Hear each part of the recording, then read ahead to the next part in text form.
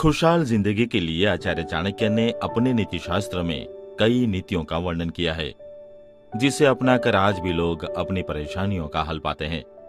ये नीतियां व्यक्ति को सही रास्ता दिखाने के साथ ही सफलता भी दिलाती है। आचार्य ने कठिन समय में बुद्धि से काम लेने का परामर्श दिया है।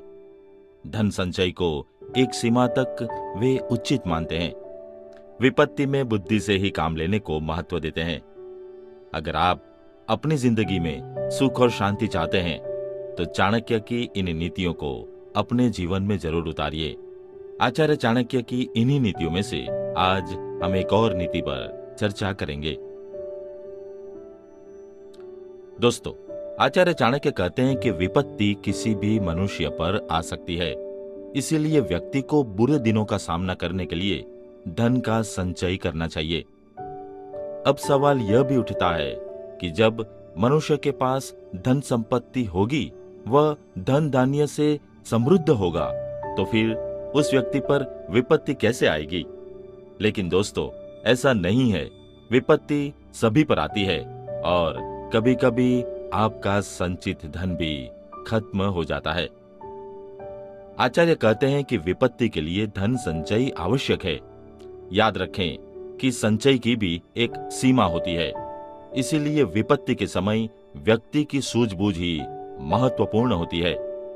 आपकी सूझबूझ से ही उस कठिन समय का उचित सामना किया जा सकता है। दोस्तों, इस परामर्श का तात्पर्य यह बिल्कुल भी नहीं है कि मनुष्य धन संचय न करे। कठिन समय के लिए हर कोई संचय करता है। सभी अपनी हैसियत और क्षमता के अनुसार विपत्ति के लिए धन संचय करता है। अतः धन संचय आवश्यक है, लेकिन उस पर निर्भरता मूर्खता है। धन संचय करके हमें बुरे समय के लिए निश्चित नहीं हो जाना चाहिए, क्योंकि धन बुरे समय में हमारी रक्षा नहीं कर सकता। दोस्तों, भौतिक सुखों को पाने के लिए धन आवश्यक है। धन के बिना व्यक्ति सांसारिक सुखों का आनंद नहीं ले सकता है। इसीलिए आचार्य चाणक्य ने भौतिक जीवन में धन संचय का महत्व बताया है। आचार्य चाणक्य ने अपने नीति ग्रंथ में धन के आगमन को लेकर 4 बातें बताई है। आइए इसे विस्तार से समझते हैं। घर पर बनाए रखें सुख और शांति। दोस्तों, चाणक्य नीति के अनुसार घर में धन तभी आता है जब घर का वातावरण मां लक्ष्मी के स्वागत के लिए तैयार हो। अर्थात लक्ष्मी जी उस घर में आती है जहां शांति का वातावरण होता है। वे ऐसे घर में वास करती है जिस घर में परिजनों के बीच परस्पर प्रेम भाव बना रहता है, जिस घर में पति और पत्नी के बीच प्यार रहता है, विवाद की स्थिति नहीं होती है, वहां पर लक्ष्मी जी को रहना अधिक पसंद आता है। इससे घर में आर्थिक समृद्धि का आगमन होता है। इन बातों का जरूर ध्यान रखें। दोस्तों, लक्ष्मी जी का रूठना घर की आर्थिक स्थिति के लिए शुभ नहीं होता है। इससे घर में दरिद्रता का आगमन होता है। कहते हैं, जिस व्यक्ति की भाषा कटु होती है, वह दूसरों के लिए कटु शब्दों का प्रयोग करता है, तो उस व्यक्ति के घर पर लक्ष्मी कभी वास नहीं करती है। कटु भाषा का प्रयोग करने वाले व्यक्तियों को व्यापार के मामले में भी लाभ नहीं मिलता है। वहीं जिसकी वाणी सौम्य और मधुर होती है, उसके घर धन आता है, वह आर्थिक रूप से संपन्न बनता है। इसीलिए चाणक्य नीति के अनुसार व्यक्ति को सभी से प्रेम से बातचीत करनी चाहिए। व्यक्ति को सौम्य भाषा का प्रयोग करना चाहिए। कार्य क्षेत्र में सभी से बनाए अच्छा तालमेल। दोस्तों, आचार्य चाणक्य ने चाणक्य नीति में कहा है कि व्यक्ति को आर्थिक लाभ तभी संभव होता है जब वह अपने कार्य क्षेत्र में अपने सहकर्मियों का सम्मान करे, उसके साथ तालमेल बनाए रखे। जो कर्मी अपने कार्यक्षेत्र में ऐसा करता है, उनके अधिकारों की रक्षा और हितों का ध्यान भी शीर्ष अधिकारीगण रखते हैं। ऐसा व्यक्ति अपने बॉस की नजरों में अच्छा कर्मी होता है। कार्यक्षेत्र में ऐसा भाव रखने वाले व्यक्ति से लक्ष्मी जी प्रसन्न रहती है और उसे आशीर्वाद प्रदान करती है। दान करने से आर्थिक स्थिति होती है मजबूत।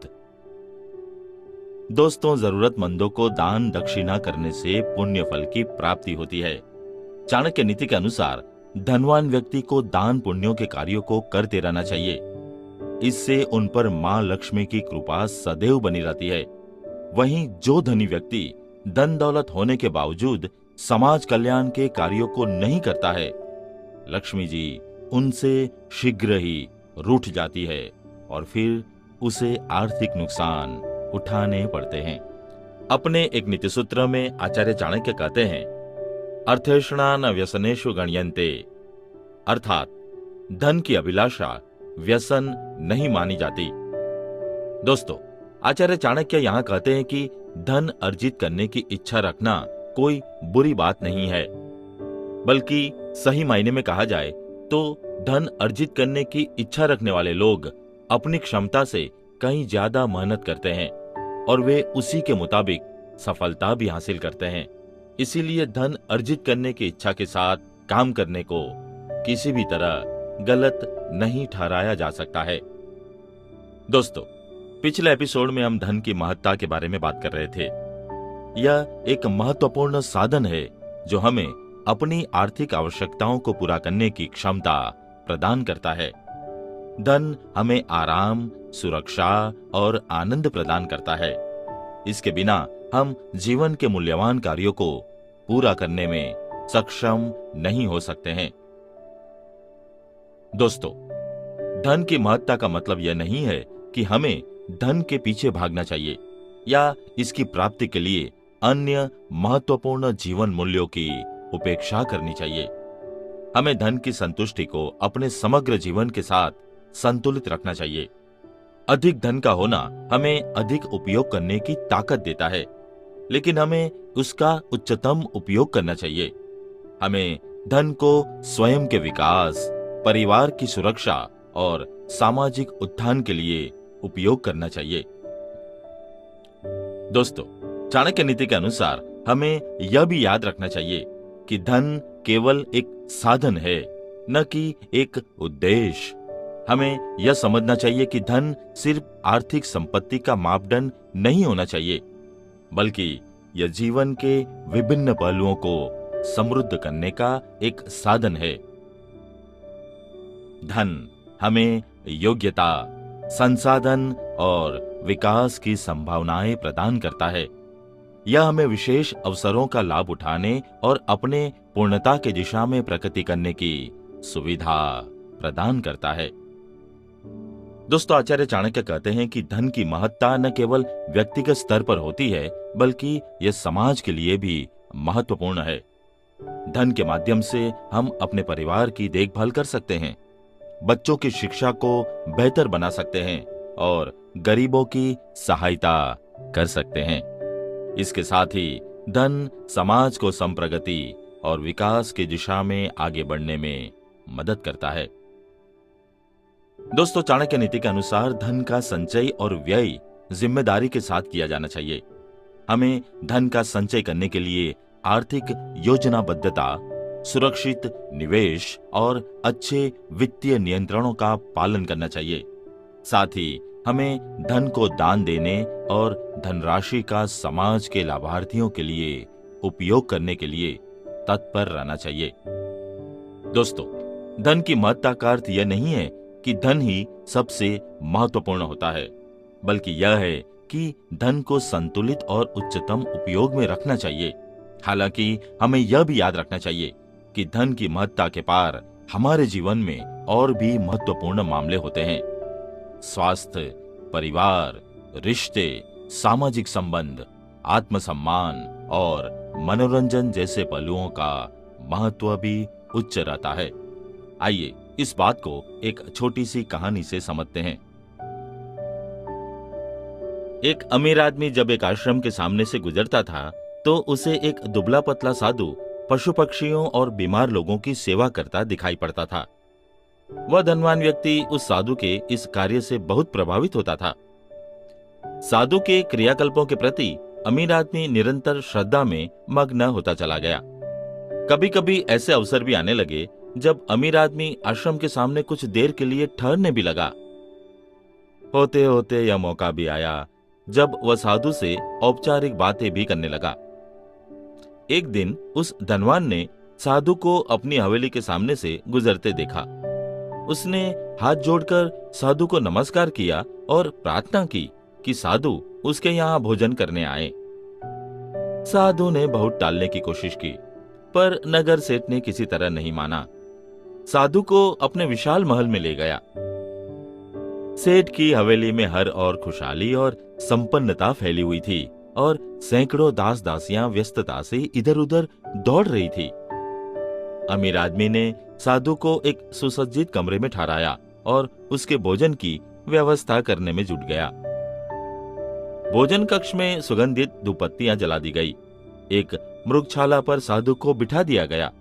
चांदी की एक बड़ी थाली में अनेक सोने के बर्तनों में सुस्वादु सब्जियां, मिष्टान आदि परोसकर साधु के सामने रख दिया गया। गरम गरम पूरियां एक अलग पात्र में परोसी गई।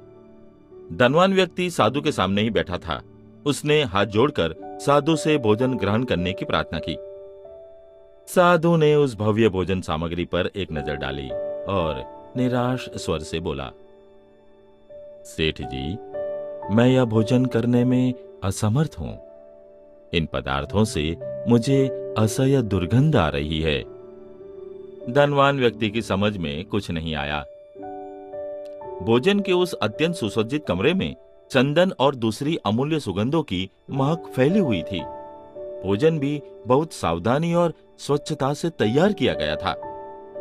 धनवान को आश्चर्य हुआ कि साधु को दुर्गंध कैसे और कहां से आ रही है।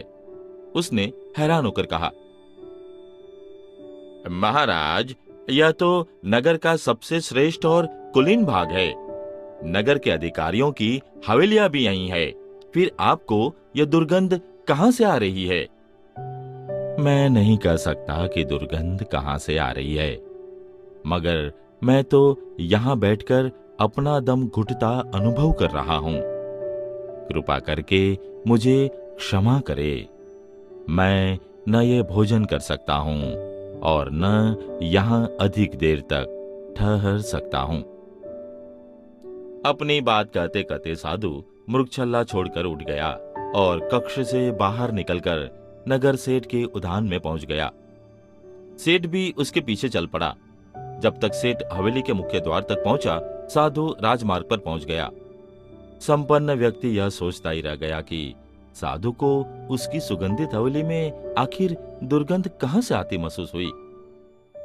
कई वर्षों के बाद वही अमीर आदमी नगर के उस मार्ग से एक बार फिर निकल रहा था, जहां गरीब गुरुआ और फटेहाल निर्धन लोग रहते थे। उसने अपनी नाक पर रुमाल रख दिया और तेज चाल से उस बस्ती को पार करने लगा। सहसा उसकी नजर एक टूटे फूटे मकान के ओसरे की तरफ गई। वह यह देखकर हैरान रह गया कि जिस साधु को उसने इत्रों से सुगंधित हवेली में दुर्गंध आ रही थी, वह गंदे गलीच लोगों का भोजन बड़े धैर्य से खा रहा था।